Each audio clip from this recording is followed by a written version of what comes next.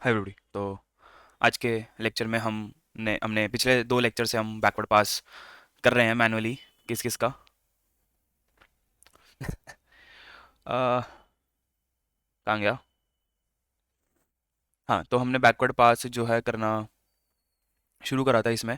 और जब हमने बैकवर्ड पास करना शुरू करा था तो हमने कैपिटल एल का बैकवर्ड पास कर लिया है और हमने एन का बैकवर्ड पास जो है कर लिया। दोनों के ग्रेडियंट हमने बढ़िया तरीके से स्टोर भी करा दिए हैं। एक सेकंड मुझे देना, मैंने एक्चुअली यहाँ पर अलग से, ठीक है, जब मैं नोट्स में डालूंगा तब मैं अलग से डाल दूंगा, या फिर मुझे अगर 2 मिनट दो तो मैं कर देता हूँ। लेक्चर 16 में हमने ये पढ़ा था कि हमारा tan h कैसे काम करता है बढ़िया तरीके से, सॉरी, कैपिटल एल हमारा कैसे काम करता है अच्छे तरीके से। लेक्चर 17 में हमने ये पढ़ा था, लेक्चर 16 में हमने ये पढ़ा था ये कैसे काम करता है बढ़िया तरीके से, और यहाँ तक करा था। आखिरी दोनों सेल हमने नहीं करे थे। लेक्चर 17 में हमने जो है tan h का बैकवर्ड पास बढ़िया तरीके से कर लिया था। ठीक है, तो एल डॉट ग्रैड को मैं अगर यहाँ पर 1 सेट कर देता, एल डॉट ग्रैड को 1 सेट कर देता, तो हमने ये वाला सेल की रिक्वायरमेंट नहीं होगी। और फिर एन डॉट ग्रैड बढ़िया से निकाल दिया था, एन डॉट ग्रैड को सेट कर दिया था। और हम फाइनली इस कंक्लूजन पर पहुंचे थे कि एल डॉट ग्रैड 1 है, एन डॉट ग्रैड जो है 0.5 है। अब जो है हम आगे बढ़ते हैं अगले चीज़ की तरफ। तो मैं एक बारी कंफर्म कर लूँ कि मैंने क्या एन डॉट ग्रैड जो निकाला था क्या वो सही निकाला था। हाँ, सही तरीके से निकाला था। अब हमें क्या करना है, अब हमें बी डॉट ग्रैड निकालना है, x1 w1 plus x2 w2 dot ग्रैड निकालना है, इन दोनों का ग्रेडियंट निकालना है। फिर x2 w2 और x1 w1 का ग्रेडियंट निकालना है हमें अच्छे तरीके से। फिर हमें x2 का w2 का x1 का w1 का ग्रेडियंट निकालना है। इन सबको शुरू करने से पहले हम एक बहुत ही बेहतरीन, हम इनको अब उस तरीके से नहीं करेंगे, ठीक है? अब हम इनको उस तरीके से नहीं करेंगे जैसे हमने पहले करते थे ना, कि भाई जब प्लस और मल्टीप्लाई होता है तो हम कैसे करते थे। एक एक एक बार ही करना चाहूंगा, एक बार, ठीक है? इसलिए करना चाहूंगा ताकि रिफ्रेशमेंट आ जाए, रिफ्रेशमेंट आ जाए। तो अब आप क्या निकालना चाहते हो? आप समझ लो कि बी डॉट ग्रेड जो है निकालना चाहते हो, तो इक्वेशन जरा ध्यान से देखना। आज के लेक्चर में हम बैकवर्ड पास को खत्म करेंगे और अगले लेक्चर्स से जो है, अगले लेक्चर में हम जो है बैकवर्ड पास को कोड में इंप्लीमेंट करना चाहेंगे। फिर हम उसके अगले लेक्चर में देखेंगे कि डेटा स्ट्रक्चर एल्गोरिदम का क्या रोल आता है यहाँ पर हमारे बैकवर्ड पास को इंप्लीमेंट करने में, जिसको मैं टोपोलॉजिकल सोर्ट कहना चाहूँगा, टोपोलॉजिकल सॉर्ट। अगर किसी ने पाइथन में डीएसए में अगर ग्राफ्स पढ़े, ग्राफ्स में टोपोलॉजिकल सॉर्ट पढ़ा होगा, डीएफएस या बीएफएस से, बीएफएस स्टैक डीएफएस रिकर्जन से, तो अच्छी बात है, बढ़िया है, एक नंबर है। नहीं पढ़ा तो कोई बात नहीं, आओ फिर शुरू करते हैं। सॉरी, मुझे लगा वो पेन है। तो मैं निकालना चाहूंगा आज के लेक्चर में बी डॉट ग्रेड। आज कितने टाइम लग जाए, आज के इस लेक्चर में एक ही लेक्चर में सारा का सारा खत्म करेंगे। ठीक है, बी डॉट ग्रेड निकालना है, मतलब L with respect to B निकालना है। और बी क्या होता है? बी क्या है मेरा? x1 w1 plus x2 w2। क्या ये वेरिएबल का नाम था? प्लस में n, उल्टा लिख दिया, सॉरी। ये था मेरा, ये प्लस में b, और ये मेरा किसके बराबर होता है? n के बराबर होता है। ठीक है, क्या चेन रूल सभी को याद है? क्या बढ़िया से चेन रूल सभी को याद है? अगर डेरिवेटिव ऑफ z निकालना है विद रिस्पेक्ट टू x, तो लोकल डेरिवेटिव निकाल लो, मल्टीप्लाई कर दो जो ग्लोबल डेरिवेटिव था उससे, D Z by D X, D Z by D Y. ठीक है, तो ये मेरा क्या होता है? Chain rule. This is my chain rule. ये तो मैंने बहुत ही डिटेल में कवर करी थी। ठीक है, तो ये क्या हो जाता है? वाई डॉट ग्रेड है ना। How does Z changes with respect to Y, मतलब आउटपुट के रिस्पेक्ट में, तो वाई डॉट ग्रेड हो जाता है। ये मेरा लोकल डेरिवेटिव है, वाई और एक्स। तो पूरे बड़े कॉम्पिटिशनल ग्राफ में वाई और एक्स कैसे चेंज हो रहा है, अगर मुझे वो पता है, और मुझे पता है कि पहले बात अभी मैंने क्या निकाला था, निकाला ही था आउटपुट का कैसे चेंज होता है, तो अगले वाले का हमें मिल जाएगा। ध्यान से देखना, अगर मेरे पास partial derivative of L with respect to B निकालना है, तो मुझे निकालना होगा how does N changes with respect to B multiply by how does L changes with respect to N. ठीक है, अब अगर ऐसा है तो क्या मैं ये कह रहा हूँ कि B dot grad is equal to partial derivative of N with respect to B multiply by N dot grad. क्या मैं ये बोल रहा हूँ सिंपल? क्या एन डॉट ग्रेड अभी मैंने जस्ट निकाला था अपने उसमें? हाँ, तो मैंने एन डॉट ग्रेड पहले से जानता हूँ, तो अगर तुम मुझे बस इतना बता दो कि how does N changes with respect to B, तो मैं जो है डायरेक्टली बता दूंगा। कोई डाउट इस चीज़ में नहीं है? कोई डाउट? ठीक है, तो what is partial derivative of N with respect to partial derivative of B, this is the new question. क्या ये सेम चीज़ है जो मैं पहले करता था वही? हाँ वही है। और हमें पता है कि एन जो है w1 x1 plus w2 x2 एक वेरिएबल का नाम है, प्लस बी करना है। तो अगर मुझे निकालना है तो मैं स्लोप वाले मेथड से अगर निकालता हूँ, स्लोप वाले मेथड से मैं एक बारी एडिशन और एक बारी मल्टीप्लिकेशन करूंगा, ठीक है, उसके बाद प्रॉपर्टी मेरे दिमाग में बैठ जाएगी, तो मैं फिर डायरेक्टली जो है लिख दूंगा चीज़ें, ठीक है। वैसे मैंने बता रखा है बट मैं फिर भी रिपीट करा रहा हूँ, ठीक है, किसी ने अगर बाई चांस पिछले लेक्चर में मिस कर दिया या भूल गए, F of X plus H minus F of X upon में एच। तो F of X plus H क्या होता है? तो यहाँ पर F of N plus H आएगा, ठीक है। F of N plus H, F of N plus H क्या होएगा?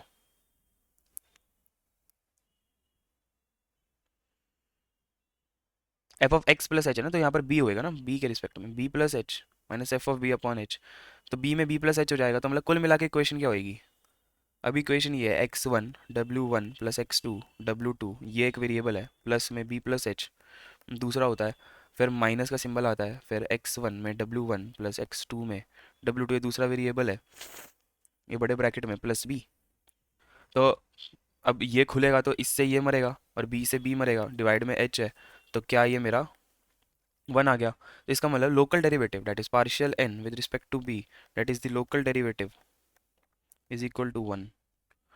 इस चीज़ को ध्यान से समझना और इस चीज़ का मतलब मैं बताने की कोशिश करता हूँ। अच्छा अब मेरी बात ध्यान से सुनना, इसका क्या मतलब है? इस इक्वेशन को तुमने देखा, तुमने निकालना था how does L changes with respect to B, तुमने कहा ठीक है, तो तुम ये बता दो how does N changes with respect to B, जो कि तुम्हारा लोकल डेरिवेटिव है, multiply by the global derivative, how does L changes with respect to N. ठीक है, क्या ये बात मैंने पहले यहाँ पर भी बता दी? ठीक है, बिल्कुल बढ़िया तरीके से। अच्छा इतनी बात समझ में आती है, तो मुझे पास एन डॉट ग्रैड है, तो बी डॉट ग्रैड अगर निकालना चाहता हूँ, this is my task which I want to obtain, N dot grad is the thing which I already calculated in my previous lecture, जो वो 1 - tan h² करके आया था, ठीक है। मुझे बस अब पार्शियल एन अपॉन पार्शियल भी निकालना था, जब पार्शियल एन अपॉन पार्शियल भी निकाला तो ये घट के 1 हो गया, तो मैं ये कह सकता हूँ कि B dot grad is equal to N dot grad. तो मैं ये कह सकता हूँ B dot grad is equal to N dot grad, इसका मतलब है कि जैसे एन चेंज होता था, जैसे L with respect to N change होता था, वैसे ही L with respect to B भी चेंज होएगा, क्योंकि N dot grad is equal to B dot grad, ठीक है। N dot grad is equal to B dot grad, तो अगर ये 0.5 है तो ये भी मेरा 0.5 होएगा।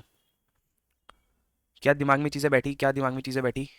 ठीक है, this is the most one of the most important properties. ठीक है, क्या इस चीज़ को मैं वेरीफाई कर लूँ? क्या मैं इस चीज़ को वेरीफाई कर लूँ?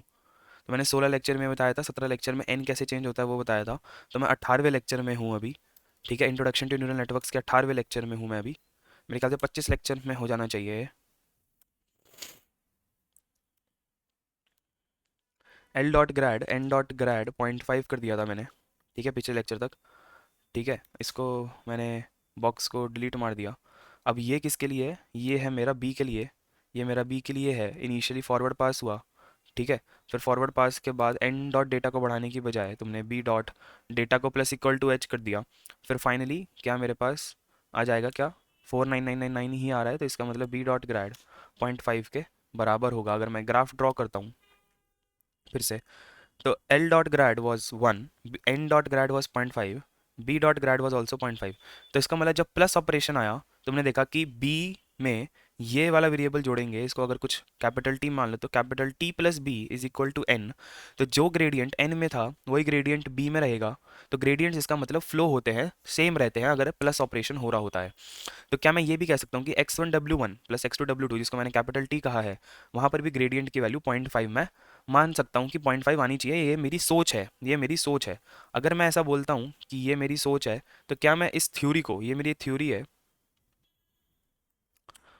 पता नहीं मैं कमांड ही नहीं चला पा रहा हूँ, क्या मैं इस थ्योरी को प्रूव कर लूँ? ठीक है, तुमने कहा कि अब मेरा बी डॉट ग्रेड जो है वो भी 0.5 हो गया है, ठीक है। अच्छा, तो इसका मतलब जब मैं अब किसके लिए निकालूंगा? x1 w1 plus x2 w2 के लिए मैं ग्रेडियंट निकालना चाहूँगा, x1 w1 plus x2 w2 के लिए ग्रेडियंट निकालना चाहूँगा मैं। तो इसका मतलब ये है कि इस वाले वेरिएबल के लिए निकालना चाहूँगा, तो इसका मतलब x1 w1 x2w2 के डेटा को मैं जरा सा बढ़ाऊंगा, स्लोप को F of X plus H minus F of x, पहला फॉरवर्ड पास बिना कुछ बढ़ाए, दूसरा फॉरवर्ड पास में इसको बढ़ाया, तो क्या मेरे पास जो ग्रेडियंट आएगा वो सेम रहेगा? हाँ, तो 0.499 ही आया। तो इसका मतलब x1w1 और x2w2 डॉट ग्रैड मेरा क्या हो गया? 0.5 मेरा हो गया है।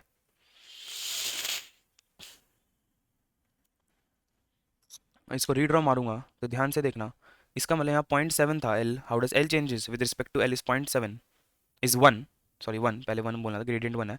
How does L changes with respect to L is 1, how does L changes with respect to N is 0.5, how does L change with respect to B is 0.5, how does L change with respect to this term is 0.5। मतलब अगर plus हो रहा है, plus हो रहा है, तो जो ग्रेडियंट तुम्हारे आउटपुट में थे वही ग्रेडियंट तुम्हारे जिससे वो बना था सेम रहेंगे। So gradients flow, no gradients changes because local derivative is 1, local derivative is 1, तो हमेशा सम होगा तो लोकल डेरिवेटिव 1 होगा। तो ये प्रॉपर्टी मैंने आपको पिछली क्लासेस में भी समझाई थी ऑन ऑब्जर्वेशन। ठीक है, तो हर बारी कैलकुलेट करने की ज़रूरत नहीं है, हमें बस इतना समझ में आ रहा है ऑन ऑब्जर्वेशन। ऑन ऑब्जर्वेशन क्या हमें पता चला? When a addition happens the local derivative turns out to be equal to 1। ठीक है, क्यों? मैंने पहले कैलकुलेट करके दिखाया। तो इसका मतलब अब अगर लोकल डेरिवेटिव 1 है तो जो ग्लोबल डेरिवेटिव था एन डॉट ग्रैड, वही डेरिवेटिव जो है मेरा यहाँ पर बी डॉट ग्रैड में भी होगा और x1w1 प्लस x2w2 नाम के वेरिएबल के ग्रेडियंट में भी होगा। जैसे मैंने tan h जब करा था तो मैंने कहा था कि जो tan h है उसका लोकल डेरिवेटिव 1 माइनस आउटपुट जो था मेरा एल कैपिटल एल उसका square multiply by the global derivative. तो लोकल डेरिवेटिव पिछली बार 1 माइनस टैन एच स्क्वायर था, मल्टीप्लाई बाय ग्लोबल डेरिवेटिव तो हमेशा रहेगा ही। ठीक है, यहाँ पर लोकल डेरिवेटिव जब सम ऑपरेशन आता है तो 1 होता है, टैन एच में 1 माइनस टैन एच स्क्वायर होता है, और मल्टीप्लाई में ग्लोबल डेरिवेटिव जो चेन रूल लगता है वो तो होता ही है कि मुझे मेरा बता दो कितना है, तो 1 है। अगर 1 है तो जो आगे से आया मैं वही ग्रेडियंट्स को फ्लो करवा दूंगा। तो तुमने देखा इस प्लस में क्या वही ग्रेडियंट्स फ्लो गए, जो एन में थे वही बी और नीचे वाली टर्म में भी ग्रेडियंट्स आ गए हैं। सो मैं यहाँ पर लिखता हूँ सिमिलरली। ठीक है, ये एक बहुत ही इंपॉर्टेंट ऑब्जर्वेशन है कि जब भी एक प्लस ऑपरेशन आता है, जब भी एक प्लस ऑपरेशन आता है ग्रेडियंट्स रिमेन सेम। इसका मतलब जो b का जो ग्रेडियंट है वही मेरा n का ग्रेडियंट रहेगा। ठीक है, this is a very important property जिसको तुम्हें याद रखना चाहिए। और ये प्रॉपर्टी इस्तेमाल होगी जब हम क्या करेंगे, जब हम इम्प्लीमेंट करेंगे हमारा कोड के अंदर बैकवर्ड पास। कोड में हम बैकवर्ड पास को जब इम्प्लीमेंट करेंगे तो 1 माइनस टैन एच स्क्वायर जो टैन एच के बैकवर्ड के दौरान सॉल्व कर होके आया, और प्लस और के दौरान जो आएगा और मल्टीप्लाई के दौरान जो आएगा भी, जो हमें देखना है उसके रिस्पेक्ट में हम बताएंगे। अगर मैंने यहाँ पर ये बोला तो मैं लिखना चाहूँगा इफ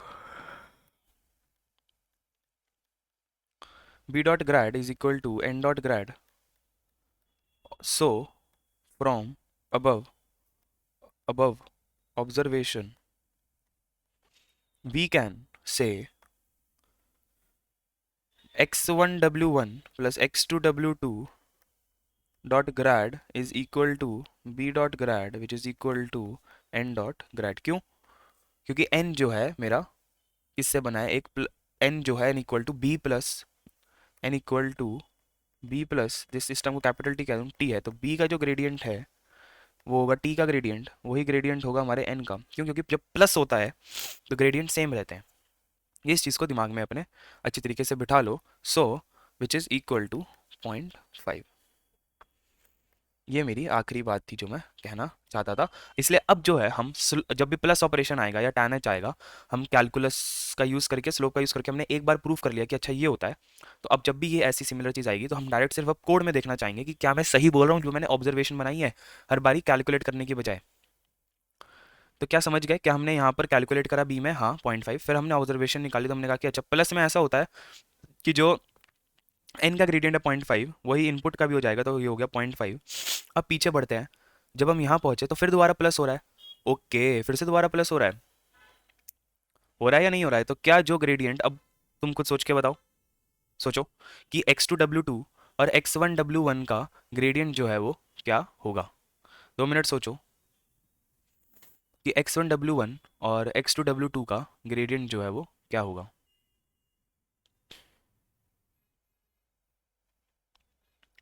ठीक है, तो क्या 0.5 ही होगा। ठीक है, क्या 0.5 ही होगा। ठीक है, अब मेरी वाली स्क्रीन देखना, मेरी वाली स्क्रीन देखना। मैंने कहा x1 w1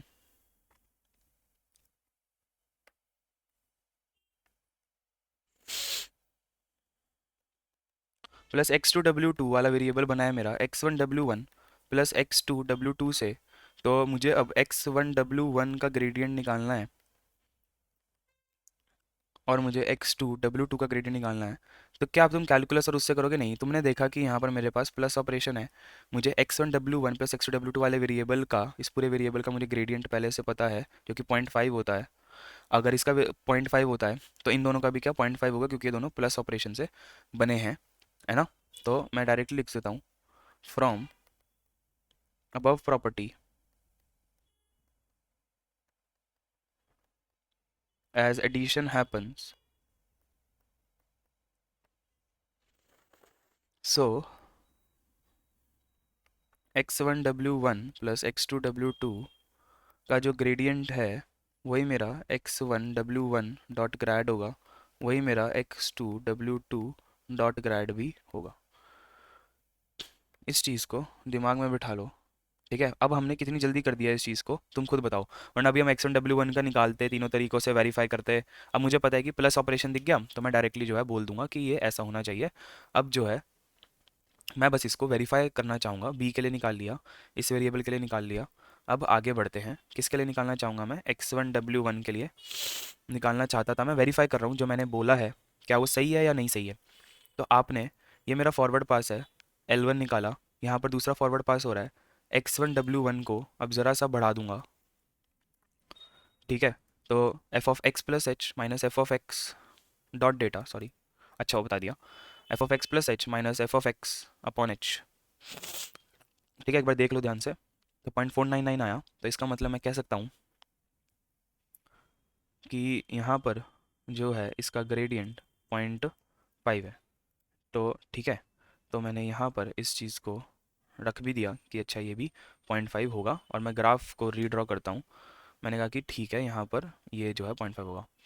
तो यहाँ पर 0.5 था, n प्लस करके आया था तो यहाँ पर भी ये दोनों 0.5 हो गए, फिर ये प्लस करके आया तो ये दोनों भी 0.5 हो गए।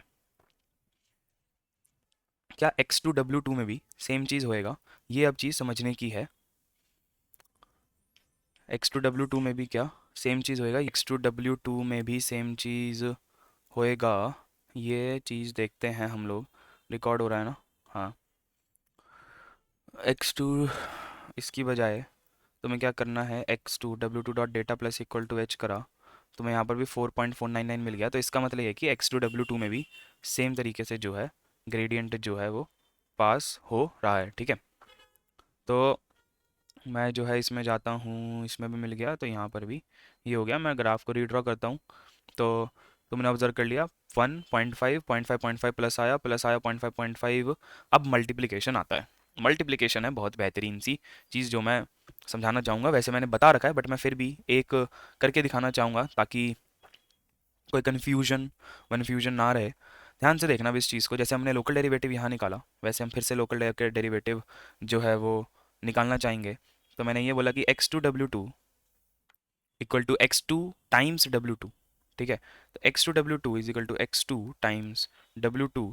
तुम निकालना चाहते हो how does l changes with respect to x2, है ना, यही निकालना चाहते हो, करेक्ट? ये मेरा क्वेश्चन है। अब अगर तुम्हें ये निकालना है तो तुम्हें पहले से पता है how does l change with respect to x2 निकालने के लिए तुम्हें निकालना पड़ेगा how does x2 w2 changes with respect to x2 multiply by how does l changes with respect to x2 w2। कहने का मतलब x2 का ग्रेडियंट अगर निकालना चाहते हो, स्लोप निकालना चाहते हो, तो लोकल डेरिवेटिव बता दो। ठीक है, तुम्हें पहले से किसका डेरिवेटिव पता है? x2 w2 का ग्रेडियंट तुम्हें पहले से पता है। क्या तुम्हें x2 w2 का ग्रेडियंट पता है? 0.5 है। x2 का ग्रेडियंट निकालना चाहते हैं, सिमिलरली w2 का ग्रेडियंट निकालना चाहते हैं। तो नया क्वेश्चन जो बनकर आता है वो ये आता है x2 w2 का ग्रेडियंट क्या होगा। मुझे स्लोप का फॉर्मूला पता है, F of X plus H minus F of X upon में h होता है।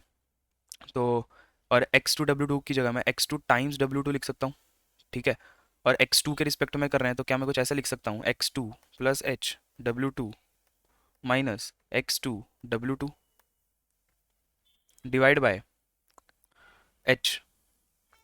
सॉल्व करना क्या आता है, तो x2 W2 plus h times W2 minus x2 W2 divide by h। x2 W2 से ये कट गया तो मेरे पास बचा W2। ध्यान से देखना क्या बचा है, W2 बचा है। क्या ये मेरा लोकल डेरिवेटिव है, क्या ये मेरा लोकल डेरिवेटिव है, yes this is the local derivative. So local derivative आया ये। अगर ये मेरा लोकल डेरिवेटिव आता है तो मैं सिंपली कह सकता हूँ, क्योंकि मुझे ये वाली इक्वेशन पता है, x2 dot grad is equal to W2 times क्या, x2 W2 डॉट ग्रैड। बहुत ही इंपॉर्टेंट इक्वेशन। अब ध्यान से समझने की कोशिश करना कि मैं यहाँ पर क्या कहना चाह रहा हूँ।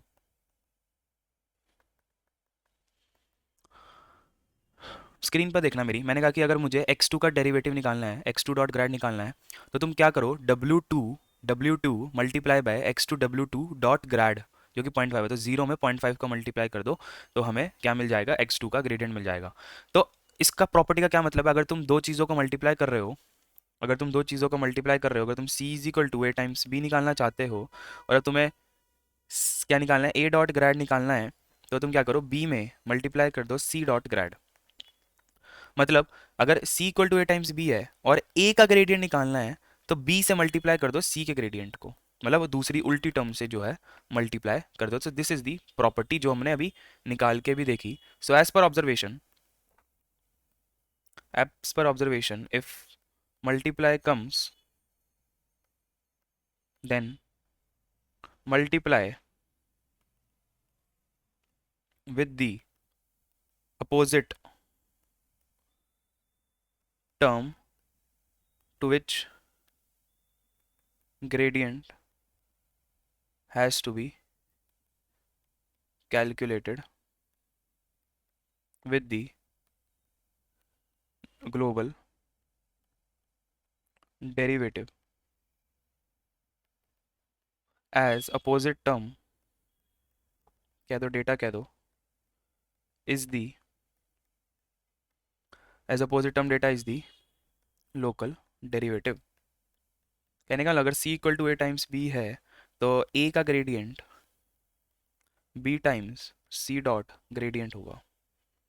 इस चीज़ को अपने खून में बसा लो, क्योंकि ये डीप लर्निंग में बहुत ही इंपॉर्टेंट रिजल्ट की तरीके से देखा जाएगा। क्यों, क्योंकि जब बैकवर्ड पास करेंगे, तो जब भी बैकवर्ड पास करेंगे, self dot data other dot data, self dot gradient निकालना है तो अदर डॉट डेटा से मल्टीप्लाई कर दो, other dot data multiply by जो तुम्हारा आगे से डेरिवेटिव बन के आ रहा है वो बता दो। इतनी सी चीज़ से तुम्हारा जो है बन जाएगा। तो अब तुम 2 मिनट सोचो इस चीज़ को कि क्या 2 मिनट सोचो इस चीज़ को कि क्या जो है मैं इसको क्या यहाँ पर क्या आउटपुट आना चाहिए। तो अगर तुम मेरा यहाँ पर रिजल्ट देखते हो तो 0.5, सो x2। तो अब ध्यान से देखना, so x2 dot grad is equal to W2 multiply by, मतलब जो डेटा है वो multiply by x2 W2 dot ग्रैड, क्या यही होगा। और W2 डॉट ग्रैड क्या मेरा x2 multiply bye x2 W2 dot ग्रैड होगा, ठीक है। तो x2 W2 dot grad is 0.5, so x2 dot grad, W2 का डेटा क्या है, W2 का डेटा 1 है, ग्रेडियंट 0.5 है, तो 1 में 0.5 मल्टीप्लाई करा तो 0.5 आ गया। पहले मैं थोड़ा सा गलत बता दिया, ग्रेडियंट कर दिया था उसमें, तो यहाँ 0.5 आ गया। तो क्या x2 का ग्रेडियंट 0.5 है, क्या हम चेक कर लें इस चीज़ को। मतलब अगर x2 का ग्रेडियंट निकालना था, x2 का ग्रेडियंट निकालना था, तो W2 का जो डेटा है 1 मल्टीप्लाई कर दो जो x2 W2 का जो ग्रेडियंट है, ये मेरा ग्लोबल डेरिवेटिव है, this is my local derivative. Multiply में लोकल डेरिवेटिव अपोजिट टर्म होता है, जिस किसी का भी तुम्हें ग्रेडियंट निकालना है उसका अपोजिट टर्म से मल्टीप्लाई कर दो। तो क्या मैं x2 डॉट ग्रैड बढ़िया तरीके से निकाल पाऊंगा। मुझे अब निकालना है x2, मतलब कि x2 का ग्रेडियंट, क्या ये मेरा फॉरवर्ड पास है, क्या ये L1 की वैल्यू निकल गई। अब मुझे L2 निकालना है, L2 निकालना है तो ये मेरा x2 में मैं ज़रा सा डेटा को बढ़ाऊंगा और मेरा सेम 0.5 आ रहा है, 0.5 ही आना चाहिए था। तो x2 का ग्रैड क्या मेरा 0.5 है? हाँ 0.5 है। तो अगर मेरा इसका x2 का ग्रेडियंट 0.5 है तो मैं डायरेक्टली यहाँ पर लिख सकता हूँ 0.5। तो x2 का ग्रेडियंट जो है वो मेरा 0.5 आ गया है। W2 का ग्रेडियंट जो है वो मेरा क्या होगा? क्या तुम सोच सकते हो W2 का ग्रेडियंट क्या होगा? W2 का ग्रेडियंट होगा मेरा x2 में का जो डेटा है जो कि 0 है, मल्टीप्लाई कर दो जो मेरा x2 W2 का ग्रेडियंट है 0.5। So 0 multiply by 0.5 is equal to 0। तो W2 का जो ग्रेडियंट आ गया मेरा वो 0 ही रहेगा। क्या मैं इस चीज़ को मैंने यहाँ पर भी लिखा हुआ है? हाँ देखो ध्यान से, मैंने कहा कि W2 का ग्रेडियंट अगर आपको बताना है तो आपने x2 लिखा जो कि 0 है और ये तो 0.5, तो 0 में 0.5 which is equal to 0, which is equal to 0। ठीक है, कोई डाउट इस चीज़ में? क्या मैं इसको मैनुअली वेरीफाई कर लूँ एक बार? हाँ इसको मैं मैनुअली वेरीफाई करना चाहूँगा कि क्या W2 का ग्रेडियंट 0 है। ग्रेडियंट 0 का मतलब क्या होता है? ग्रेडियंट 0 का मतलब होता है अगर W2 को ज़रा सा बढ़ाऊंगा या घटाऊंगा तो लॉस पे इफेक्ट नहीं आएगा। और अगर तुम कॉमन सेंस से इस चीज़ को सोचो, कॉमन सेंस है कि यार अगर इनपुट ही मेरा क्या चीज़, अगर डब्ल्यू मेरा यहाँ पर 1 है, ग्रेडियंट 0 आ जाएगा finally.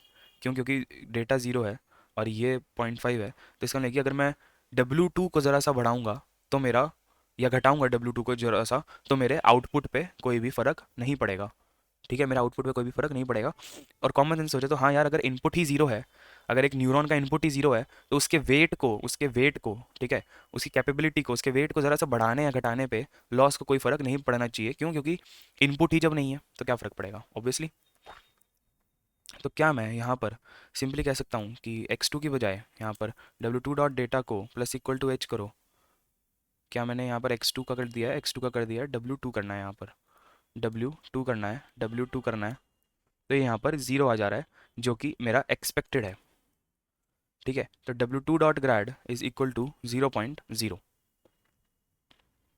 W2 dot grad is equal to 0.0। क्या कोई भी डाउट यहाँ तक? बहुत ही सिंपल सी चीज़ है। ठीक है, मैं इसको रीड्रॉ करता हूँ तो 0.5 हो गया और ये 0 हो गया।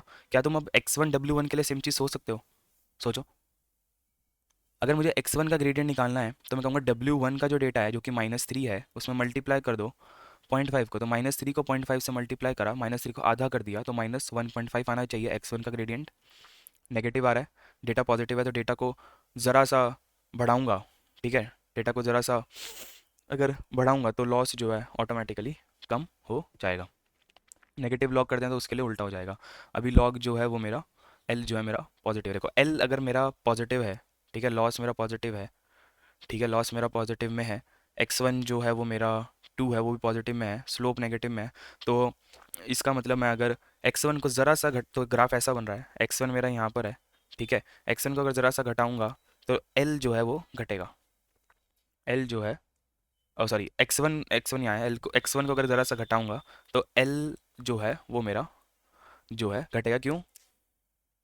क्या मैंने सही बोला? x1 स्लोप नेगेटिव है, x1 का स्लोप नेगेटिव है, x1 यहाँ पर है पॉजिटिव है, x1 को अगर ज़रा सा बढ़ाऊंगा, x1 को अगर ज़रा सा बढ़ाऊंगा तो लॉस मेरा जो है वो घटेगा। x1 को ज़रा सा कम करूंगा, 2 से ज़रा सा कम करूंगा तो लॉस जो है मेरा ओवरऑल बढ़ेगा। ठीक है, ओवरऑल बढ़ेगा। क्यों? क्योंकि यहाँ पर लॉस जो है वो पॉजिटिव है।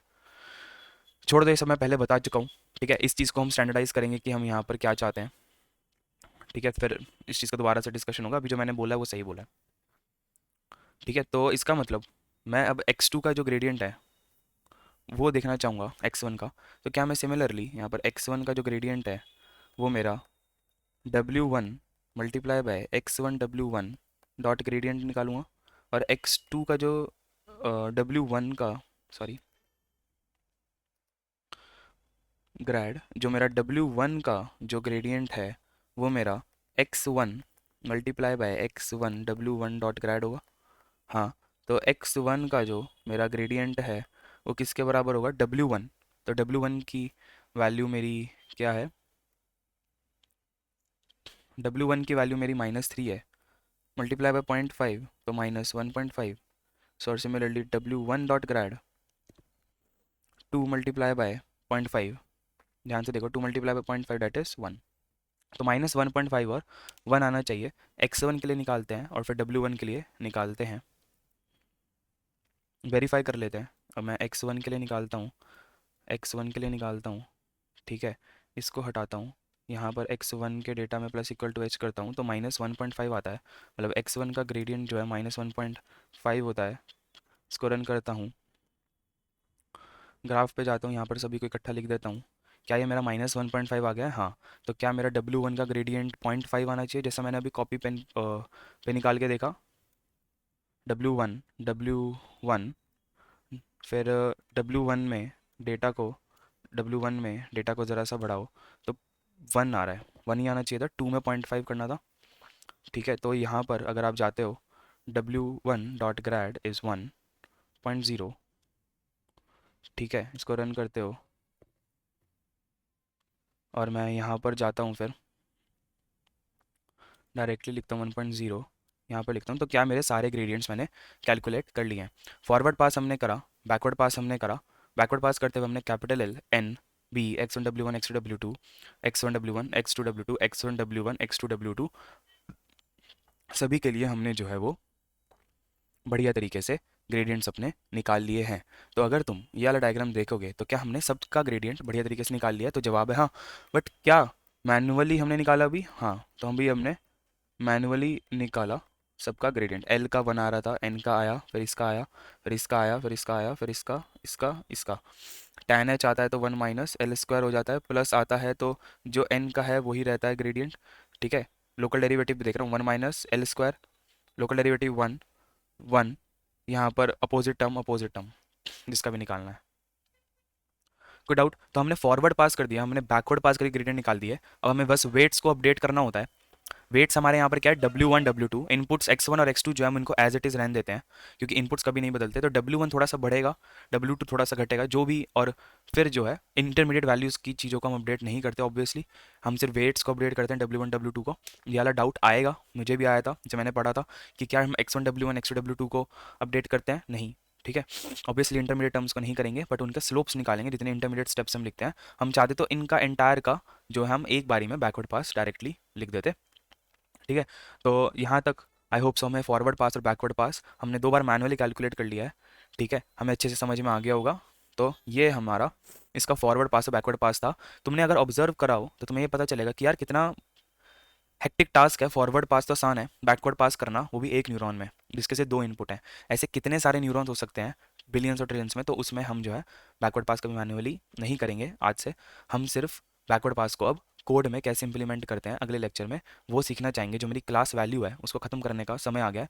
बैकवर्ड पास करते हुए कैसे बैकवर्ड को करना है वो सीखेंगे। फिर उसके बाद हम देखेंगे कि टोपोलॉजिकल सॉर्ट क्या होता है न्यूरल नेटवर्क्स में, कैसे वो बैकवर्ड पास से के साथ संबंधित है। उसके बाद एक हमें फीचर इंट्रोड्यूस करना है, हमारी लाइब्रेरी में कमी है जो हमने अब तक ऑब्जर्व नहीं करी है वो। और फिर फाइनली हम क्लास न्यूरॉन को इम्प्लीमेंट करना चाहेंगे। जल्दी से जल्दी जितना हो सके उतना करेंगे। तब तक के लिए शुक्रिया, थैंक यू।